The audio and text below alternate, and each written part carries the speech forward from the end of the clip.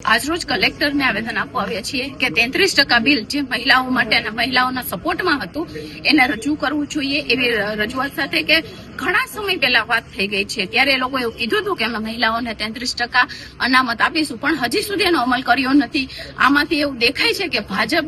અને સત્તા પક્ષ એ મહિલા વિરોધી છે કારણ કે જે વાતો કરતી હોય છે કોઈ દિવસ એની ઉપર અમલ કરતી નથી। આમાં પણ એવું જ છે કે એણે 33%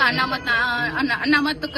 મહિલાઓ માટે કહ્યું હતું પણ હજી સુધી એ બિલ પાસ કર્યું નથી અને ખાસ જ્યારે વિપક્ષ પણ એમ કહેતો હોય કે અમને કોઈ વાંધો નથી, અમે એ બિલ પાસ કરવામાં અમે તમારી સાથે છીએ, 33% બિલ પાસ કરવામાં અમે તમારા સપોર્ટમાં છીએ, મહિલાઓને એમનો અધિકાર આપો, છતાં પણ આ સત્તા પક્ષ ભારતીય જનતા પાર્ટી એવું લાગી રહ્યું છે કે મહિલા વિરોધી છે કારણ કે જ્યારે મહિલાઓની વાત આવે ત્યારે તરત પીછેહઠ કરી લે છે અને આ વાતને રજૂ કરવા માટે અમે આવ્યા છીએ અને અમારી માંગણી પણ એ જ છે કે જે 33% મહિલા અનામત હતી એ વહેલી તકે બિલ પસાર કરવામાં આવે એવી રજૂઆત કરવા માટે આવ્યા છીએ અને મહિલાઓને એમનો અધિકાર મળે। સાંજ સમાચાર ફેસબુક પેજને લાઇક કરો, વિડીયો શેર કરો અને વધુ વિગતવાર સમાચાર માટે sanssamachar.net વિઝિટ કરો।